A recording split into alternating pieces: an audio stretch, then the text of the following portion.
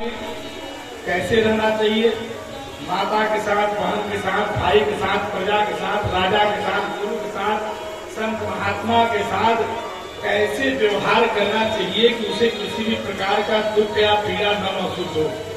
यह यदि सीखना है तो भगवान राम जी से हमें सीखना चाहिए।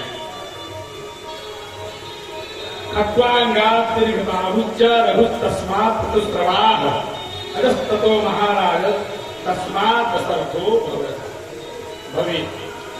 खट्वांग से दीर्घबाहु पूर्वजों की चर्चा करते हैं। महाराज खट्वांग से दीर्घबाहु हुए और दीर्घबाहु के पुत्र हुए यशस्वी परम यशस्वी रघु। रघु से हुए अज और फिर अज से महाराज दशरथ हुए। देवताओं की प्रार्थना से साक्षात परम भगवान श्री हरि राम के अवतार, राम के रूप में दशरथ जी के घर में अवतार लिए। चौथे पन जायो सुखचारी, चौथे पन में उन्हें पुत्र रत्न की प्राप्ति हुई थी, वे भी श्रृंगी ऋषि की कृपा से। वशिष्ठ जी चाहते तो दे सकते थे, लेकिन जिसकी जो सम्मान और जो योग्यता होनी थी उसको उतना पूरा सम्मान दिया जाता था पहले। नहीं, इसके लिए आप श्रृंगी ऋषि के पास जाइए और पग यात्रा करते हुए पैदल जाइए। और आज विद्वान कर्मकांडी जो है सारे विषयों का जिम्मेदारी अपने ले लेते हैं कि हम ही ज्योतिषी, हम ही कर्मकांडी, हम ही सब, हम ही कथावाचक, हम ही सब। उसकी दक्षता चाहे हो चाहे न हो, लेकिन उन्होंने कहा नहीं, जबकि चाहते तो मानस पुत्र थे, वशिष्ठ जी सर्वसमर्थ थे। ये कहा नहीं, पुत्र का यज्ञ की दक्षता श्रृंगी ऋषि में जो है वो आपको प्राप्त होगा। जाइए, पैदल गए थे, पग यात्रा करते हुए नंगे पैर गए थे, आशीर्वाद उन्हें प्राप्त हुआ था। तो राम लक्ष्मण भरत शत्रुघ्न के रूप में दशरथ जी के घर में उन्होंने अवतार ग्रहण किया। इन्होंने गुरुवर्थे चक्राज्यो गजरनज्वलम पदभ्याम प्रियाया, अपने प्रिया सीता जी और लक्ष्मण के साथ वे वन में चले गए पिता की वचन का पालन करने के लिए। कांटों भरे जंगल में लिखा है कि पाणी प्रसाद समाभ्याम हरिंद्रानुजाभ्याम। भगवान के शरीर और हाथ और पैर इतने कोमल थे, इतने कोमल थे कि सुकुमारी सीता यदि उनके पैरों को दबाती थी तो उनके हाथों का जो है चाप जो उपट जाता है। कर कर्मों का स्पर्श भी भगवान से सहन नहीं होता था। भगवान इतने सुकुमार थे। भला समझिए, ऐसे परम प्रभु ने पिता के वचन को सत्य करने के लिए जंगल का रास्ता पकड़ लिया, वन का रास्ता पकड़ लिया। कांटों कांटों में कैसे उन्होंने जीवन बिताए होंगे बिना खड़ाओं के। खड़ाओं जो पहने थे तो भाई के प्रेमा विवेक में, भाई के स्नेह में, प्रेम में उन्होंने अपने भाई को अपना खड़ाओं पादुका भी दे दिया। जब उन्होंने पादुका अपना दे दिया तब जो है लक्ष्मण और सीता जी ने भी धारण नहीं किया। जब भैया के पैरों में पादुका नहीं तो मेरे साहस नहीं कि मैं उनके सामने मैं पादुका पहन करके चलूं। बड़े बड़े कांटे खुल बेवाइयां फट जाती। लक्ष्मण गरम गरम जो है जल ला करके उनके पैरों को धोते, भैया सीता के चरणों को भी धोते। बड़ी सेवा की। अगर सेवा का भाव देखना है तो लक्ष्मण से देखना चाहिए। ऐसे परम परमात्मा भगवान रामचंद्र जी ने लंका अधिपति रावण को उसके करनी का दंड दिया।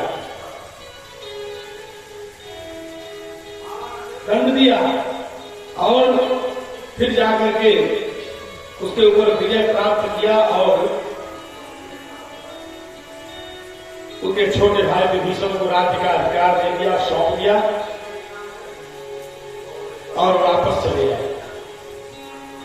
प्रजा को संतुष्ट करने के लिए, समाज को संतुष्ट करने के लिए यहाँ लिखा है, धोबी के कहने पर नाहम विभन वितान दुष्टान मस्ती परवेश विस्मगाम मैं अरे दुष्टा और धोबी करा अरे दुष्टा, मैं राम नहीं हूं जो तुझे वन में ढूंढूंगा और तू कहीं से भी आएगी तुझे मैं रख लूंगा, तुम यहाँ से घर से भाग जाओ, भागो यहाँ से।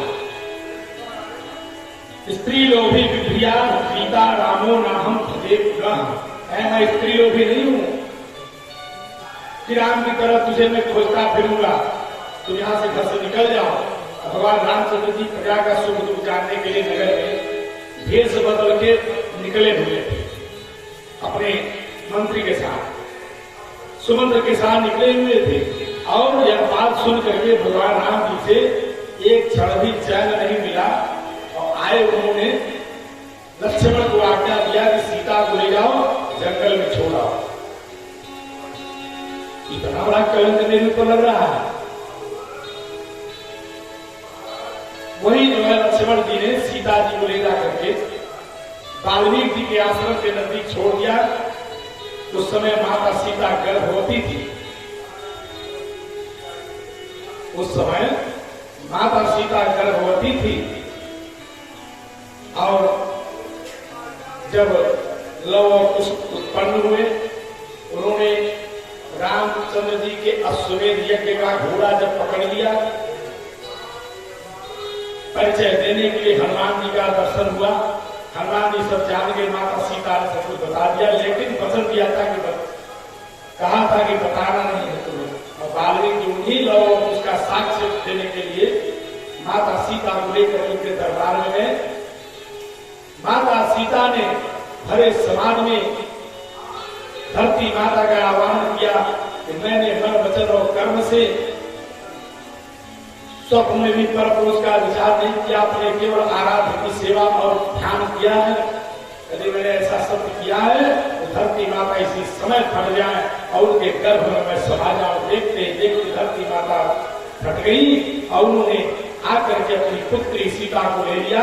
जब देख करके सारे अयोध्यावासी अब सिद्ध हो गए, संतप्त हो गए, कीर्तन करने के प्राण बच गया और धोबी आकर के भगवान के चरणों में गिर पड़ा। लेकिन कहा तुमने कुछ ऐसा नहीं किया है, तुमने समाज की जो व्यवस्था है वही कहा। लेकिन सीता जी ने जाते जाते कहा कितना दुख कितना क्लेश पाने के बाद भी मैया ने कहा कि जब मेरा जन्म हो मुझे मेरे प्रभु से ही मेरा प्राण ग्रहण संस्कार हो, मुझे पति के रूप में मुझे प्रभु ही मिले। चारों भाइयों से दो पुत्र थे। लव और उसको सभी जानते हैं, लेकिन लक्ष्मण जी से दो पुत्र थे जिनका नाम था अंगद और चित्रकेतु। सात अंगद की तरह आज्ञाकारी हुए, इसलिए इन्होंने अपने पुत्र का भी नाम अंगद रख दिया। अंगद चित्रकेतुश्च लक्ष्मणश्चापजौ स्मृतौ तच्च पुष्करश्चाप्राण भरतस्य महीपति। भरत जी के पुत्र का नाम था तच्छ और पुष्कर, और शत्रुघ्न के पुत्र का नाम था सुबाल श्रुतसेन। सुबाल श्रुतसेन शत्रुघ्न से बभूवतु। अर्थात चारों भाइयों से दो पुत्र हुए। इसके बाद भगवान श्री रामचंद्र जी ने त्रयोदशा सहस्त्रम अग्निहोत्रम अखंडितम, त्रयोदशा सहस्त्रम, त्रयोदशा 10 और 3 13,000 वर्ष तक इन्होंने पृथ्वी पर अखंड राज्य किया। अयोध्या 13,000 वर्ष तक। यहाँ कहा जाता है कि नेदम यशो रघुपते श्रेयान लीला भावना। भगवान के रामचंद्र जी के ऐसा महापुरुषों में यश की प्रतिष्ठा करने वाला, कीर्ति को प्रतिष्ठित करने वाला ऐसा आज तक कोई राजा नहीं हुआ। कि हमें उनके आचरणों से सीख लेनी चाहिए। इसलिए आगे चलने पर पुरुषो रामचरितम श्रवण रूपधारन अनुस्पस्सरो राजन कर्मबंधे। भगवान रामचंद्र जी से जिन्होंने श्री राम का दर्शन स्पर्श किया, उनका साथ लिया, अनुगमन किया और सब के सब कुशलाधीशवासी अयोध्यावासी सब जब भगवान रामचंद्र जी धरती छोड़ के जाने लगे और सरयू में समाहित होने लगे। सारे नगरवासी सब जाकर के सरयू में समाहित हो गए।